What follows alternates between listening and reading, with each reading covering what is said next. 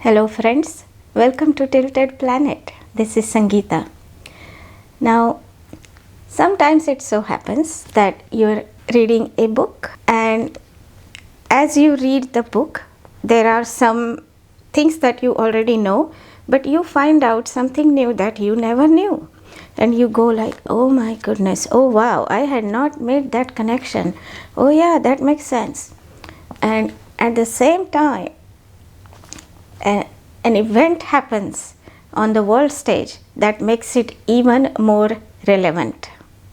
That is exactly what happened to me when I was reading this book called The Shadow of the Great Game, The Untold Story of India's Partition.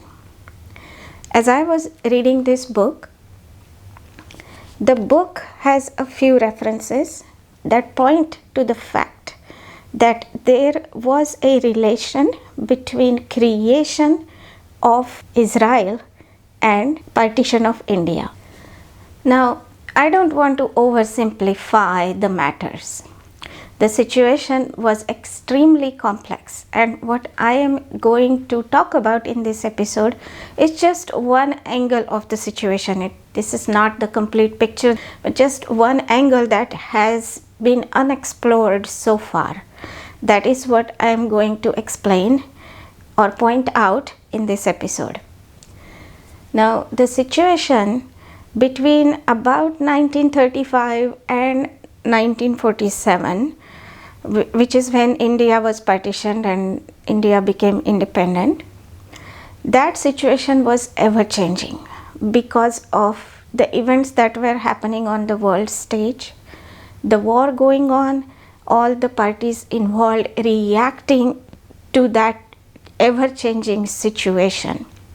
But one thing was very clear, that the existing global superpower, which was the Great Britain, and the emerging global superpower, which was United States of America, they were playing their part in order to preserve their interest in the future situations at any cost.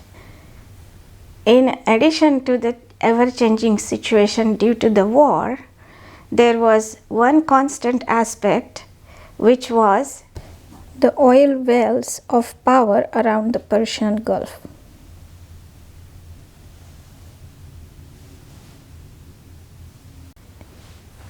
Now, when you look at this map, you realize that if you want to control the oil, you have to control the Mediterranean Ocean and you have to have a control of the Persian Gulf. Also remember, the map of the world was very different back then. All this area was the former USSR. And so the competition between the Great Britain and Russia and the emerging power, superpower, United States of America, they were fighting to get control of these. There are multiple references in this book about this connection between creation of Israel and creation of Pakistan. I am going to give you one example of that. The book refers to dispatches of Wavell, who was a commander-in-chief in Middle East and then became commander-in-chief in India and then became the viceroy of India. I am going to read directly from this book on page number 204 so that I don't paraphrase anything.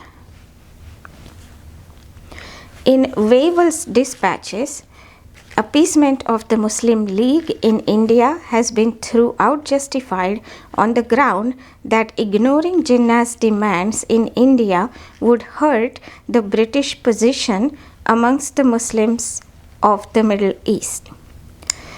The British were indeed anxious to retain the goodwill of the Arabs at a time when they were committed to permitting Jewish immigration into Palestine.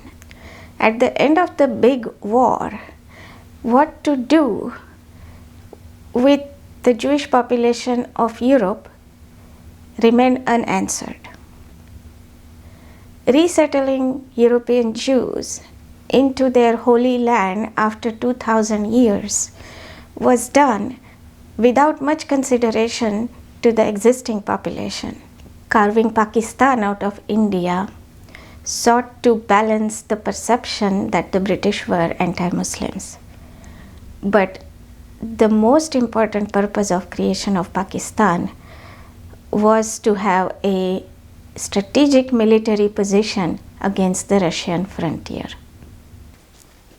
Now about the author of this book. Narendra Singh Sarila was heir to the princely state of Sarila in central India, an ADC to Lord Mountbatten, who was the last Viceroy of India.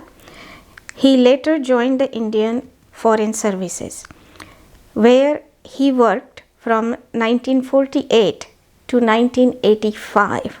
He was a deputy permanent representative in the Indian delegation to the United Nations.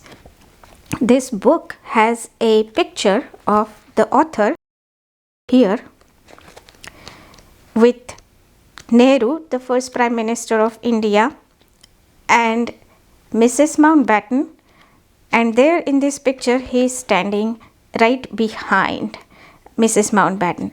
Now, this person has literally had a front row seat to the events happening during the independence of India. This book was first published in 2005, almost 60 years after the independence. What might have compelled him to write a book on this topic that was done and dusted by then? The reason is that declassification of the documents by the British government. There were reports that even the author who worked directly for the Viceroy of India didn't know. And as those documents became declassified, the historians have started pouring on them again, and a new picture is emerging again. And this new picture tells us that our borders were not created for us at all.